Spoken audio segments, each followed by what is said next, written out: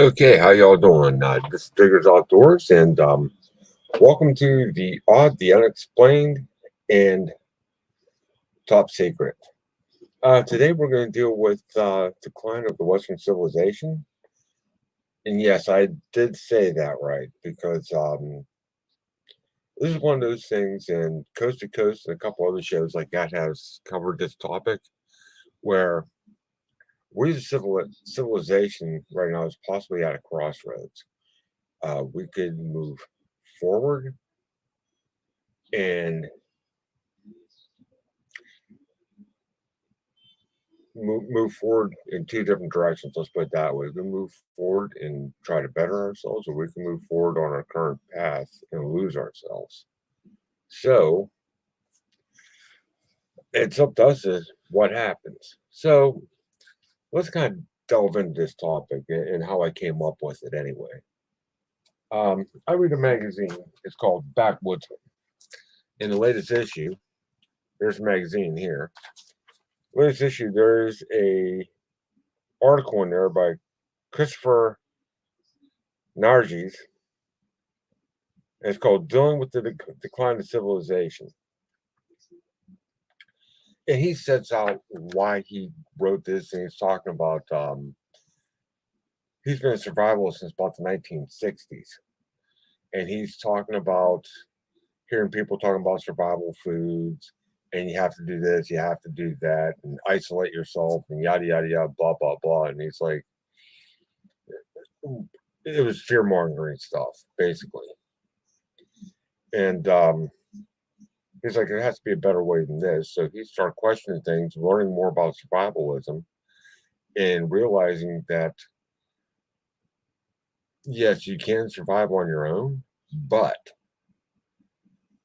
hey, how you doing, Uncle Al? You can survive on your own, but the more people you have around you that you're going to help them with their goal, and they're going to help you with your goal, the better your chances are. And that's not talking to somebody half a continent away. That's the people right around you, your neighbors, your friends, the people that you see on a daily basis outside your computer, literally. But as I went through here, he talks about a couple books that I would like to get. I'm planning on getting these books anyway. The first one is Cahokia, and it's a story. If you don't know what Cahokia is, and I may do a show on that somewhere down the line. It's about what they call a pre-Columbian civilization that's here in North America that was gone well before white man ever got here. It's in well, it is in the Midwest. I can't exactly remember what state it's in, but it's in the Midwest. And they found this well after the fact, and they're still putting the pieces together to try to figure out why these people left this civilization. And the second one is called Twilight of the American Culture. And it discusses where we're at as a people, where we're going, and what we might do if we believe civilization is about to collapse. And as I said, I want to get both of those books. Um, one was going to be coming in the near future because the Twilight of the American Culture absolutely intrigues me. And this is something that these are things we see. Iowa. Okay. Thank you, Uncle Al. But these are things that we see going on around us every day. And it's become so much of a part of life that we kind of pass it by. We don't really pay attention to it. It's almost as not as on a personal level, but as a society, we've become apathetic to it. But I actually got the article open here because there is one quote from that article that kind of sums up where we're going, and we're going to get to that a little bit later in the live cast here, for a live stream.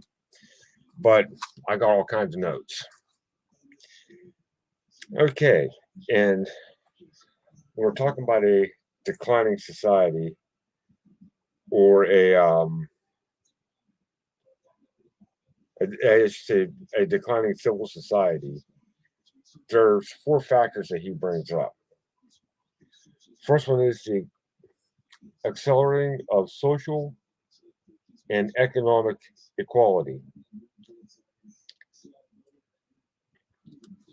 And you see this happening a lot. Whatever your caste is in life, people try to separate themselves from another caste because they feel they're above that caste. And sometimes the lower caste let themselves go lower just so they keep themselves separated from here. And instead of everybody being on equal terms, regardless of money or what have you, society, one side of society is going up, the other side of society is going down, or you see it going like this. Um, Declining marginal returns with regard to investment in organizational solutions to socioeconomics, yeah, the socioeconomic problems. So um, your dollar is not doing as much as it used to. In fact, it's barely doing anything now. Let's be honest. With the way everything's going, inflation and the prices of everything going up, and it seems again one side's going up, the other side's going down. Rapidly dropping levels of literacy, critical understanding, and general intellectual awareness. Um, and not just here in the United States, all over the world, literacy. I have a speech impediment. It's not a literacy thing. I have a speech impediment, but literacy has seemed to dropped in some countries significantly. In other countries, it has not as much, but it has dropped. People can't read, people can't write. We're going to get to some of the causes of that here a little bit later as well. But things seem to have, people have seemed to get dumber, which would go to the intellectual awareness, for lack of a better term. Jay Leno during Today's Show, and not Today's Show, sorry, his show when he used to do it on NBC after the news, um, when he took over for Johnny Carson, they used to do a segment called Jaywalking.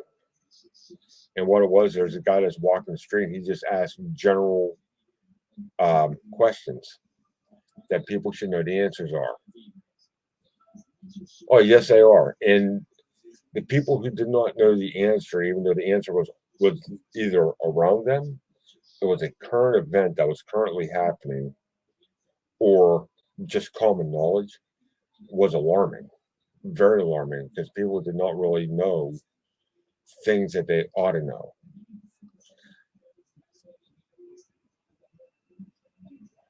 I think you may be right, Jay. I think you just might be right. So, and the fourth one is called spiritual death. Spiritual death. Can't talk today again. But I actually looked that up on Wikipedia, and this is what that has to say. Um, the concept of spiritual death has varying meanings in various uses and context. Um, in in Buddhism, it's a part of meditation. Okay. In Christianity and other views in secular usage and famous quotes, this is what we're kind of going by. In Christian theology, spiritual death is a separation from God caused by sin. Other views, followers of ascended master movement, such as the Theos, the Theos, I Am Foundation, sorry, and Elizabeth Clare Prophet, have a different definition of the second death. The final extinguishing of the identity of a soul deemed by God to be beyond redemption. In this theology, people are believed to continue to reincarnate for many lifetimes on earth with one of two final outcomes. One, reunion with God in the ritual of the ascension, like Jesus, or two, final judgment at the court of the sacred fire, where soul would be destroyed forever. Okay, social science. This is the big one. John B. Calhoun saw the social breakdown of a population of mice given ample resources as a second death. He saw this as a metaphor for the potential fate of man in an overcrowded but resource-rich environment, and made reference to the second death of the book of Revelation. Conservative Christian writers such as Bill Perkins have echoed this warning. And famous quotes. In his famous anti-war address, Beyond Vietnam, A Time to Break Silence, delivered April 4th, 1967, at a meeting of clergy and laity concerned at Riverside Church in New York City, Martin Luther King Jr. observed that a nation that continues year after year to spend more money on military defense than on programs of social uplift is approaching spiritual death. Hey, Laura. Hey, Q. Sorry, I just want to know the screen reading something there, but that being said, you can see a lot of that happening now. So, those are four factors. Then there's a bunch of different factors of that why societies fail. One is resource depletion. And with resource depletion, we see this happen a lot. In fact, during the pandemic, stuff that was when we had a full supply chain going, because you have to look at everything in that store that you're buying as a resource. It is something that you need. It is something that wasn't necessarily want, but things that you need. A lot of shelves are bare. So that leaves people. We're getting it out of while. So we're getting to a full society stressing on things that they need but they can't get. So that kind of puts some people on edge. Catastrophes. You have the pandemic happen. Katrina was a big one, and that area of New Orleans has still, or I should say Louisiana as a whole, there's a lot of places that still have not fully recovered from that yet before you're getting hit with another one.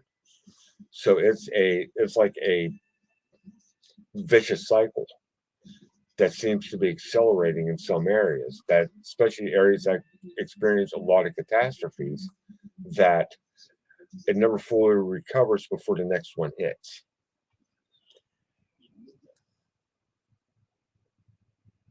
Insufficient response to circumstances. And you can go up and down the ladder on this one, from a general area to a world as a whole. We use Katrina again. Insufficient Pompeii. There you go. But during the catastrophe of Katrina, the response time, and it wasn't anybody's fault. It wasn't Bush's fault. It just wasn't there. It's one of those things that they actually had to wait for it to be over before they could respond to it.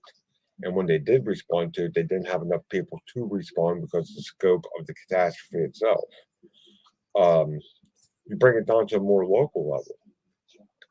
There was a point in time that if you had to call the police for something, they were at your house within 5 minutes. Now, response time is sometimes as upwards of half hour, 45 minutes, well after the fact. Hey, what's up, Emma? The other thing they're doing is they're kind of showing up and cleaning up the mess, literally. And that's because, especially in today's society, all the different channels have to go through to get the information that they need to get there, or they're just completely overwhelmed. Intruders. And this could be anything from people coming in your country at will to new people moving into your area, not necessarily quote unquote illegal aliens, but people moving into your area that weren't there before. That throws the whole system out of balance.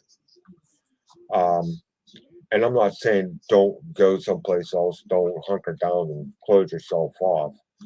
Um, we're going to tackle all this stuff a little bit later because people are going to do that. That's just a fact of life. But it's dealing with not the person moving so much, but the person who's in the area that that person moves into, learning how to deal with it and how to rectify things and keep things on an even keel. Mismanagement. Yeah, we can go all over the place with this one. We've all seen this one, whether it be mismanage of oneself, mismanage of time, mismanagement at work, mismanagement of your community, on up through the national, international scale. I mean, everybody probably can think of something right off the top of their head.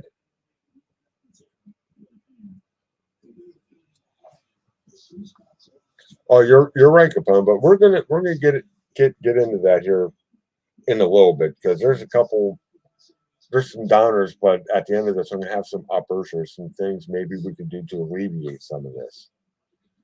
Um, Economic issues, and like right now, the United States is going through a big economic issue with inflation. Um, no more than maybe a month and a half ago, fuel was two something a gallon. Today, it's at some places I was passing, it was close to 4.40 a gallon.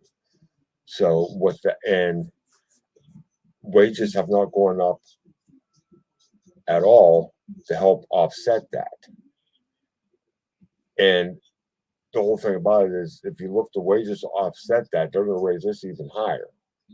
And there's a lot more to go with that, but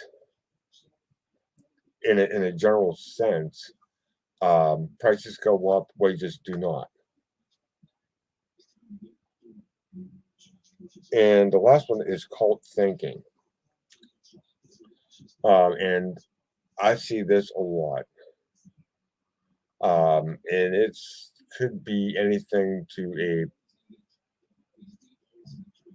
political icon, pop stars, sports stars, kind of taking your focus off of what's going on around you and putting your focus on them. That's why I don't really follow any rock stars. I'll hardly even watch sports. If I do watch sports, I either watch bass fishing or I watch NASCAR.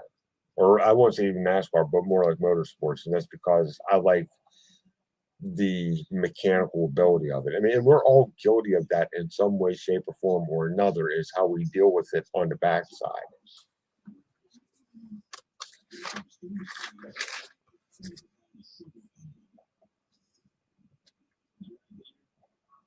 Okay, and there have been weak spots, and this is a lot of things that Uncle Al was talking about when he said the Romans. Um, there's a lot of things that a lot of people pointed to when Roman society fell that mirror today that led to the downfall of that society.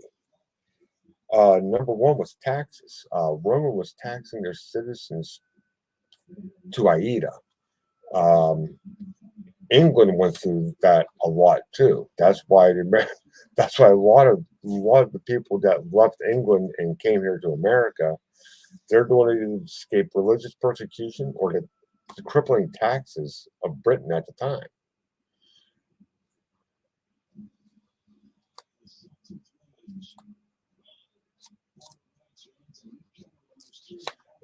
Possibly, Emma. I think when that quote unquote implosion happens, people are going to find not so much a national society, but they're going to find it's going to be back down to neighborhoods. People are going to. Oh, exactly, Emma. I totally agree with you. Um, and there's some things that contribute to it in our everyday lives. I'm going to leave politics out of this, Uncle Al. I'm going to leave the actual politics of what's going on here right now out of it. That's just the way I see things right now is, especially along political lines, we're more divided than ever. And if you start talking about the political lines of things, people would rather stay divided than try to work together. So, um, second is the family. The family has kind of been in Roman society. They pretty much doomed the family to fail. With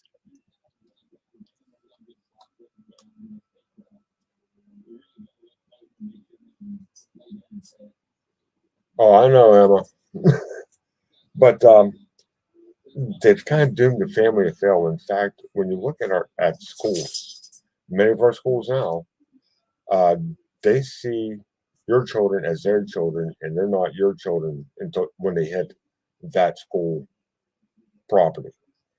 Even when they leave the school property, the school sees those children as theirs and not as yours, which I have a massive problem with. Community, they're doing communities to fail too because some communities they band together, they come up with something good and say, well, no, you can't do that. Education. Um, and this happened in Roman society too. The more kids that we put through school in order to make our educational system look better, standards have been dropped. So more people can meet those standards instead of leaving the standards high and giving every child the attention that they need to get to that higher level. Some people go faster than others, and people don't want to hear that. That's it. Everybody should be the same, everybody should be equal, and everything should rise at the same rate. Okay, well, um, science and technology, those are two of them. The more science we get, the more technology we get, the more disconnected we are to those around us physically. Um, and I've noticed that with myself. The more I kind of delve into the internet, the less I really know what's going on in my own neighborhood because I'm up here on here, and we're all guilty of that. It's just we have to know how. I'm not saying doing this is bad necessarily. It doesn't help, but it's not bad either because you're still reaching out to people and talking to people, but not on your local level. Um, Lack of self policing. That's another one that I have seen um, everywhere in society. There was a point in time when I was younger in society that if somebody did something wrong, that they would own up to it and make it right.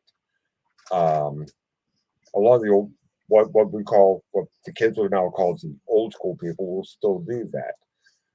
But there are other people that okay, they know they did something wrong, they'll double down on it because they think they're right and you're wrong. So instead of police themselves to come out with a more favorable income outcome for everybody involved, they'd rather make themselves look good over the wrong that they did, double down on it and say it's their way or the highway. So yeah, that's the way I see that anyway.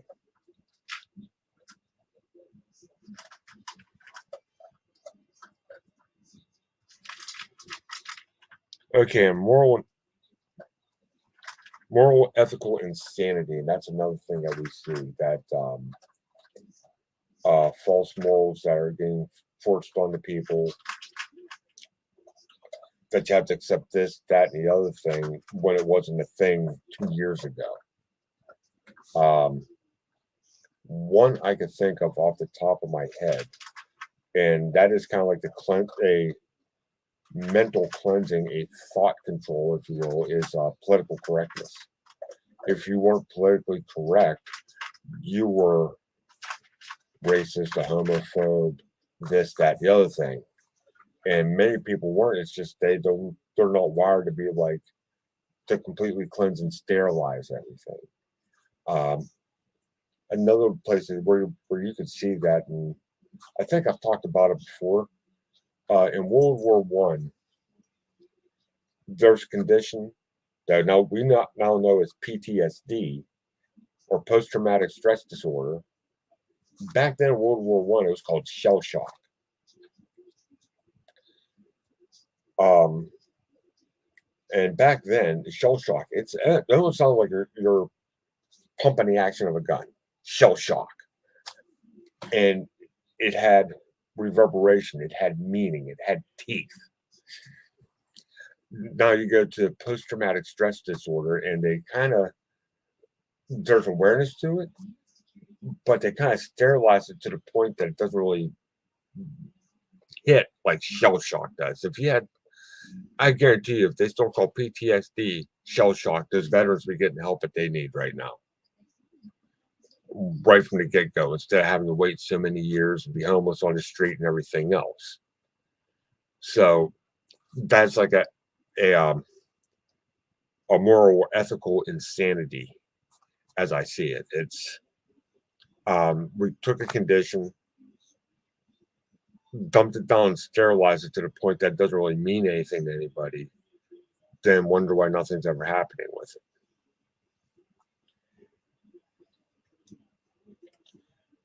Okay, and other things that are affected, our environment's affected, and not just our environment as in pollution or whatever, our mental environment, our what's going on around us. Um, I drive for a living, and I've been driving since like 1998, and even back in 1998, people were very curious with each other on the road. And it seems like the longer I've been driving, now people will run you over because of the mental environment that's out there. It's like you've got to run over somebody to get ahead. Okay, Uncle Al, which that and there's hardly any litter now. It's I can't go through my yard at all without picking something up. Um, so people care less about the environment of either being on the road, their mental environment, or their physical environment. They have their own little self interest in anybody else's yard or whatever, or if they're in the way or quote in the way, they want nothing to do with you. They'd rather run you over, run you off, than give you the time that you need to do what you need to do. Crime, and we've seen crime spike. I wasn't even say spike; it's still going up in many places. So that goes without saying. Another one is a larger divide between the rich and the poor. The rich get richer, the poor get poorer. And that's evident today because when I was young, there weren't that many millionaires.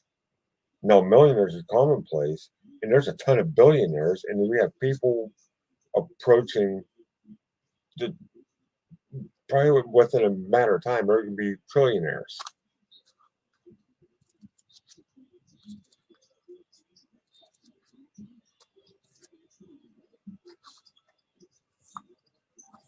I think you're right, Emma. I hate to say it, but I think you're right. Okay, and again, we're back to families rigged to fail. So every time a family seems to get ahead, economically or whatever, something happens, prices raise, and from what's already ahead, they lose that and they're now back behind again. Um, there's a thing for a while now. Now everybody's kind of like want to get out of debt. That if you weren't in hundreds of thousands of dollars in debt, you weren't successful. Let me get this straight. Okay, I have to be in hundreds of thousands of dollars in debt to be successful, which means I'll probably never ever get ahead. Don't make sense. Which brings us into higher housing prices. Um, Especially like around here, real estate has again is we're heading into another real estate bubble. Uh, Real estate's going through the roof again, and with real estate in a lot of areas going through the roof, we're going right back into that. You need hundreds of $1,000s in debt, going in debt just to get property.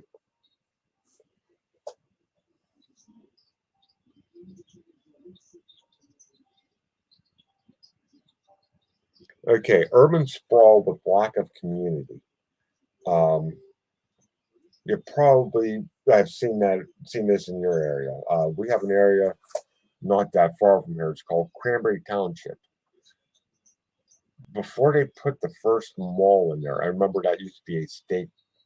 It was on the tail end of things, but it was a state correctional facility. It was a state correctional farm for juvenile delinquents, and it was huge. It was a huge farm. They did all kinds of stuff there. And then when it went under, they sold all that property off, and it's an industrial park now. And there is, along with Cranberry Mall, which is basically a two-level um, shopping center. It's not even a mall. Mall, you walk inside. They call it a mall, but it's a two-level shopping center. But there's a ton of those in Cranberry now, along with strip malls and everything else. What's up, Josh?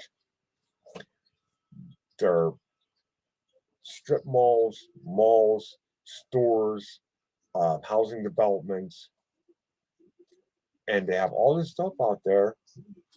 And especially you get in those housing developments, you ask them to name four people within five doors either way of you. People can't do it. There's no sense of community. They just kind of look at it, be a good neighbor, stay over there. I don't want to know who you are. I don't want to look at you. But meanwhile, they're living on quarter acre lots. So everybody's right on top of each other and nobody wants to communicate with each other. And the last one is automobiles. And this is a two-edged sword. People use a lot of people use automobiles for a sense of community so they can go and do things, but it's also kind of destroying the community because you can kind of escape it. Which, as I said, it's a two-edged sword. And there's a quote and something else I'm going to say before we go into the other side of this, the good side of what can we do. But the one quote in the book I found was rather interesting. Not in the book, but in the magazine article. As soon as I can find it here. We may have more knowledge today, but we've become a colder society, that is the truth, probably the truest thing I've ever heard. We have technology, we can get answers that fast. But we couldn't tell you what's bugging the neighbor next door.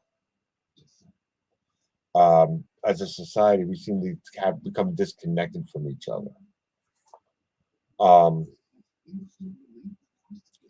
And the thing that I was going to say, and this is the first thought that popped into my head, the more connected we get, the more alone we actually are. Meaning with technology, with this. And I'm not trying to chase anybody away because we have found ways online, especially like with live streams or especially going into Courtney's room, that we've actually made a sense of community here. And many of us are trying to carry that sense of community back outside our front doors with those around us there. Um, there's a couple, 2, 3 people in the neighborhood now that I'm actually making a point to go talk to. Because here, even in my own neighborhood, that we were somewhat of a tight knit neighborhood. We're not so much tight knit anymore because there's new people here for the most part. But the people that are here, and some of them are new that I'm talking to. I'm talking to a couple, 2 or 3 old neighbors that nobody hardly ever talks to anymore anyway. So I'm trying to talk to them. Plus, some of these new people, I kind of go see how they are. Like the 2 brothers that bought my great grandfather's house down the street. We run each other back in the woods all the time. We talk and trade information and everything else. So, trying to build that sense of community back in the neighborhood. But if you really think about that, the more connected we are, the more alone we actually are. Because a lot of people will take that hey, what's up, Backwoods? A lot of people will take that sense of community and just apply it here, but they won't talk to the person right next door to them. And this is one of the things that we have to change. Gil was talking about some of this last night. Get to know the people around you. Like one of the things that I did, and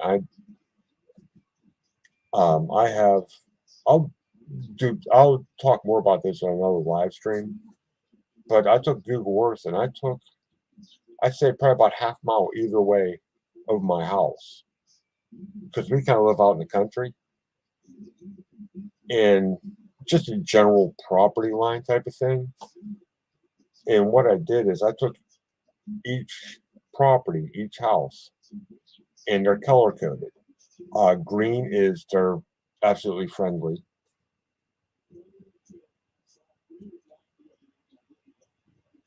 I'll listen to you, Josh. We're not going there today. We're not going there tonight. So there.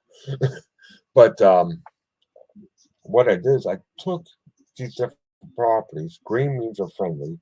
Yellow is they're friendly, but kind of, I wouldn't say approach with caution. It's kind of they're not as friendly as the real friendly ones, but they will cooperate. Orange really approach with caution, and red is a no-go zone.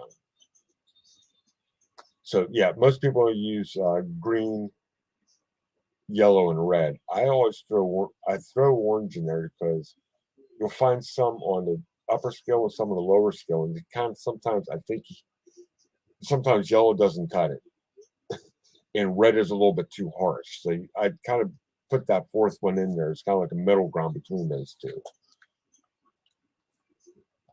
So but I can kind of gauge the community, and there's a couple houses on there that may have been red. Kind of just seen them in passing and loosened up that, and some that I had that were, and kind of brought it back. Brought some of the ones I thought were a little bit more friendly, brought them down like maybe a color or two, but it seems to be a good guide to knowing what's going on. Yes, it's kind of maybe judging the quote unquote community, but the way that most of us see is because there's a couple people in the neighborhood that know that I've done that, and I'm not saying they're mad about it, but it's because it's good to know. This is good information because the people who do know about it are the ones that are friendly to me anyway. So in that sense, we kind of know who we can count on, who not to count on so much. Now we could be wrong, and we're going to give them a chance. If things go sideways, we will give them a chance. But we kind of know what before we get to that situation, what we're probably going to expect. We're up with the notes out here. Okay, what can we do? Be a living example, and I was just talking about that. I'm going out trying to bring talking to the neighborhood, and see, not really even trying to get people on the same page. Hey, Huga, but seeing what page that they are on, and maybe trying to help them out with that. What if and when I can. Um, Another one is word of mouth. Communicate. If you don't talk to those around you, they don't know what your intentions are. You don't know what their intentions are. Communication is key, especially in this day and age. And what I mean by communication is actual talking to them face to face, physically. Um, People say I communicate. Well, then they pull up their phone. I communicate, and they shoot like a couple, 2 or 3 word text off. No, sit down and take the time and talk to these people. And the last one is think. Um,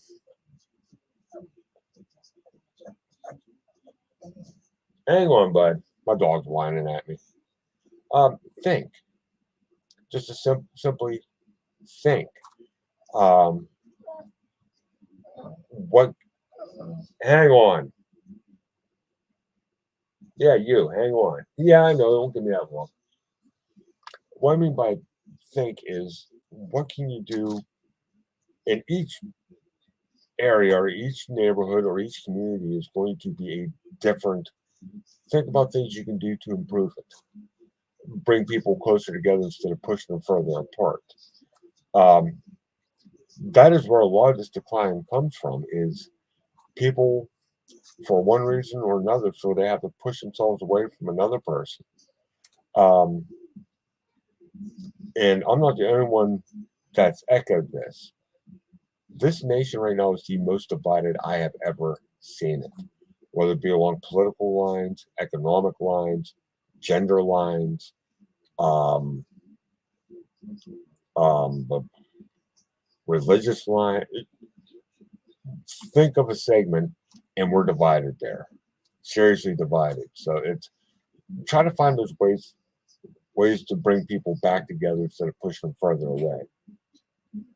Um,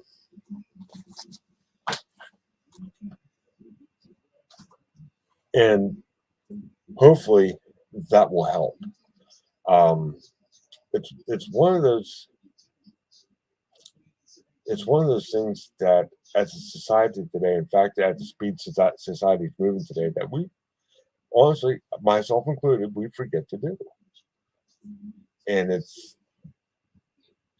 the more you think about it, and the more you can actually get out and do it.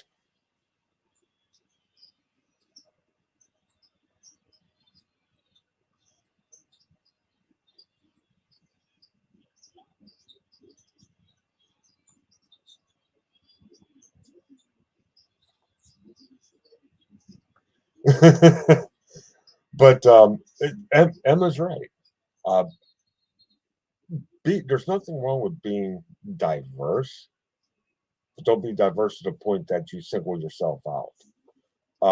This country was, I'm a conservative, so I'm saying this, was actually based on diversity.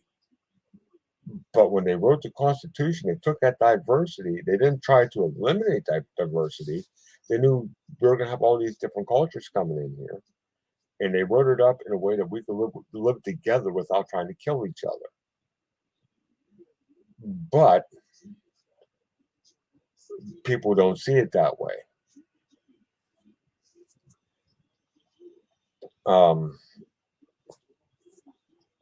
Basically, my thing is people forgot how to be cool with each other. You don't have to think alike. You don't. You do not. But people forgot how to be cool with each other. And the with me, it's you're cool with me. I'm cool with you. I don't care what walk of life you are. I don't care what gender you are. I don't care what religion you are. I don't care what nationality you are. You're cool with me. I'll be cool with you. Simple as that. But as I said, a lot of people seem to forget that. Oh, you're a driver. You're stupid. I get a lot of that. Oh, you're a delivery driver. You're stupid because you're not a doctor. You're not a lawyer. You're not this. You're not that. Well, yeah, about that. So, um, in my younger days, when I was a little bit more hot-headed, um, sorry about that. Something caught my eye come across the screen. But in my younger days, when I was a little bit more hot-headed, I would have like blow up at people. And I was just like, I tried to figure out ways to diffuse the situation and try to show the person, okay, we're not as different as you think we are. Um, Maybe not the most popular thing to do anymore, but these are things we have to do if we want to try and get society back. You got to kind of get people working together again, regardless of who they are. Um,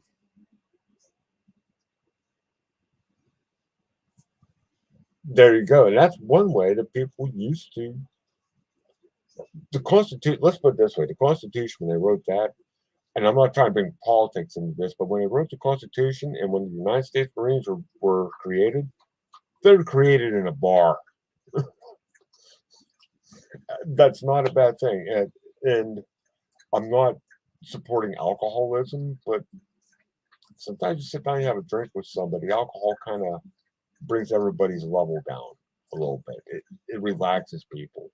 And when they relax and they kind of get comfortable with the situation, then they'll start to,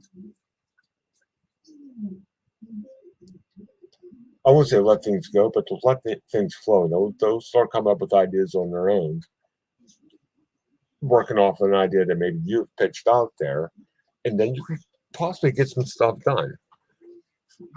I'm not saying sit down with a bottle of JMO and try to have all your problems figured out by the time the bottle's gone, but still a little something to kind of relax you a little bit. Not a bad thing.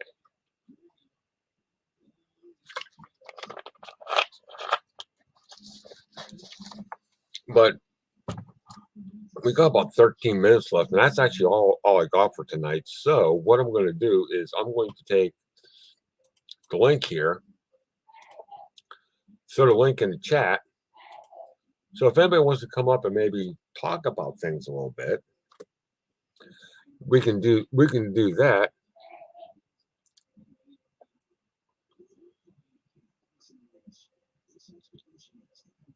Oh, there you go. There you go, Huga. There you go.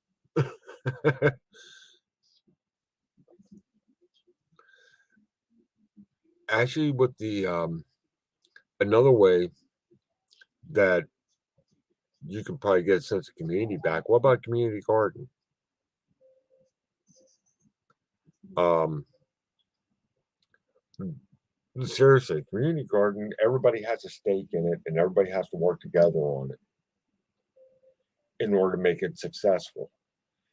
And you can get a sense of community out of that. Plus, help your food scarcity problems. So it's kind of like a win-win. I wouldn't say a win-win situation, but it would help alleviate a lot of stuff, especially in a neighborhood like community, help ease tensions a little bit as well. It may create a couple tensions, but will probably ease more tensions than it will create. And with that is depending on how things go, especially when it comes to food scarcity, um, I may be working on that end myself. So something else to look forward to. As I said, May. My whole thing with the gardening is a lot of times I'm not getting home till after dark. I'm leaving in the dark. I'm coming home in the dark. So anytime I have to work on any decent sized garden is in the dark.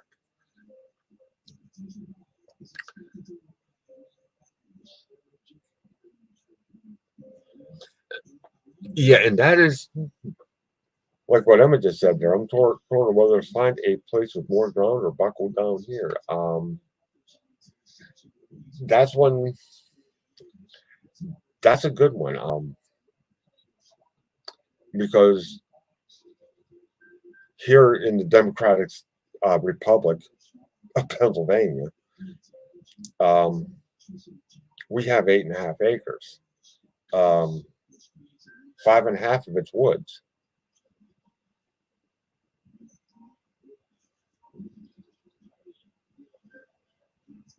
NOD's backwoods.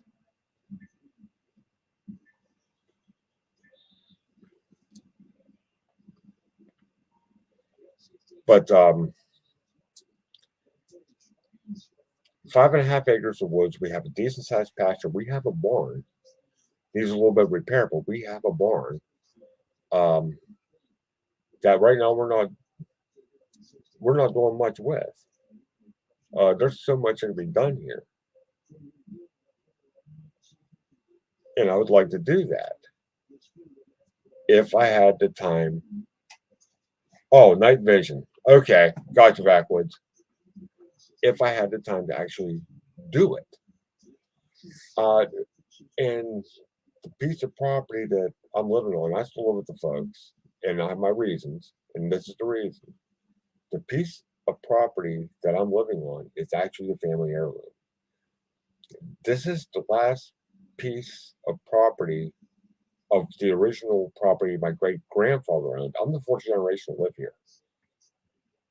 So I don't really want to give it up because if I give it up, I'll never get it back. But on the other hand, I'd like to move away from here if I can find good employment. And a lot of times just start all over again. So I'm kind of in the same boat as Emma's in.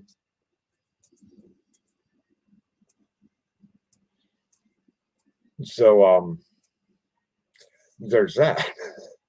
Uh, Probably not the best answer in the world, but with the time that I have available to me, which is another kind of a decline thing, but I'm trying to find a way to strike a balance. Um, like with my fishing. Yes, even with the fuel prices going through the roof, I'm still planning on fishing. And what I'm going to do with that, and this part that's striking that balance between working all the time and just sitting here in front of the computer and doing the things that, yes, it is a self-interest, but doing the things I want to do. And I found one person, Ragnarok, is really close to one of the places I want to fish. I mean, really close, like 5 minutes away, where I'm 15 minutes from that.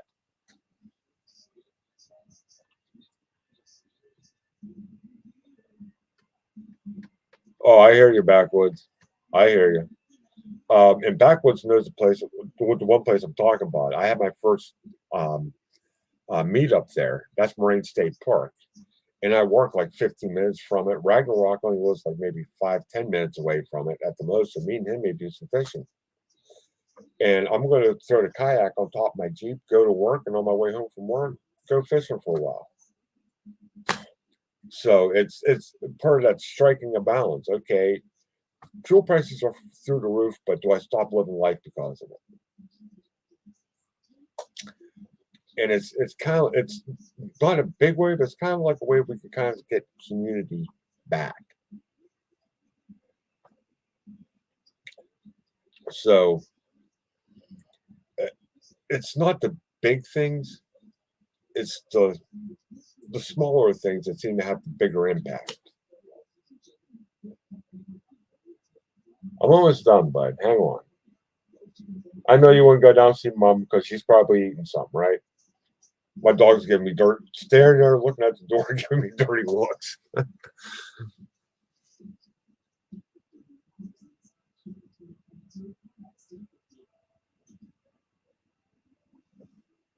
Oh, there you go, Capone.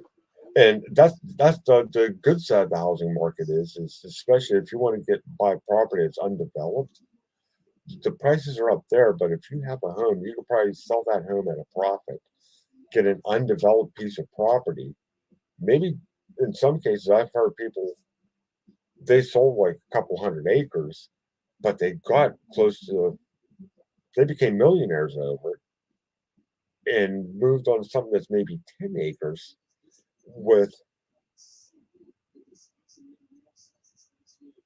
oh he'll try. He's moping right now, but he'll be okay.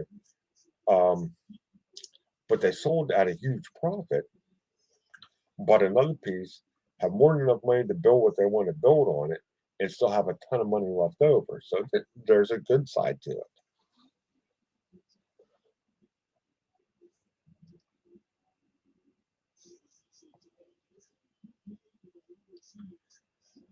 That happens. That happens a lot, Emma. That happens a lot. So there's that. I mean, you have to live your life, but kind of pay attention to those around you too. Um, the answer is not going to be mandated. The answer has to come from each one of us. Are we going to let it keep declining and just turn a blind eye to it? Or are we going to do something about it? And I think this is kind of the only way it can be is at grassroots level. If they try to quote unquote mandate it or write it into being, that's going to go sideways and it's going to fail. Now, if we take it upon each one of ourselves and leave politics and everything aside, seriously, leave it aside. And I just said, I'm a conservative saying that. It's not just not liberal from some kind of liberal speak. When everything goes sideways, the only people you're really going to have to depend on are those around you. Plain and simple. And if you don't know who your next door neighbor is, or you don't develop a friendship or at least a rapport with those around you, and things go sideways for you, they'll sit back and just watch it go sideways and not do a thing for you. Whereas now, if you have a sense of community and things go sideways for you, or you see something going sideways for somebody else, the community is there to help them. And as I said, this is on the grassroots level. This is where it has to be and grow from instead of being coming from the top down. You have to start at very small and work out. Yeah, because you ever notice the talking heads and the politicians and the stars say we need more unity, the less we actually get. You kind of have to take it around and just turn around and say, no, we will provide the unity. We will do that for ourselves in our communities, in our churches, in our schools, in our society.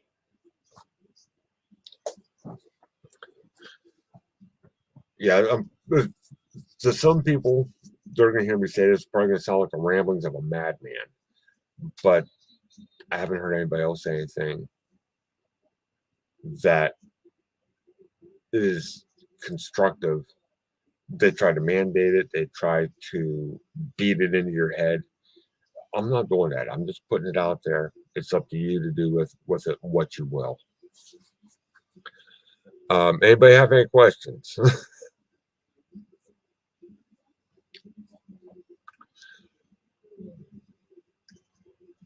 Yeah, because this is like one of those subjects that, as I said, I've heard Coast to Coast tackle this subject before, and this is why I decided to do it on this one instead of on my Friday night.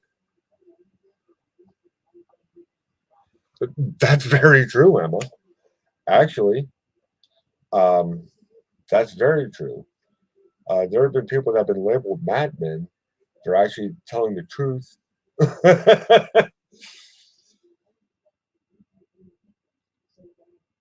Do you want the actual story here? Or do you want the story I was told? But many times that people were telling the truth about society around them, and the powers that be would label them a madman and put them away someplace. Um, which talk about society, and we've actually come a little bit further than what it used to be. You ever hear the old saying that yeah, the people are all outside with the pitchforks and torches? Do you know what that actually was? Anybody, do you know what that was? And I'm just going to finish up with this, and we'll go from there. But pitchforks and torches weren't a scare tactic; it was an execution tactic. They would set the house on fire, and the people with the pitchforks would surround. So if you try to come out, they poke you and put you back into it.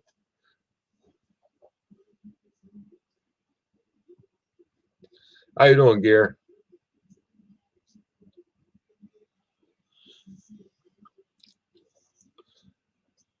Yeah, here in Pennsylvania, we had a saying that West Virginia proves Einstein's law of relative. And in West Virginia, everybody's relative.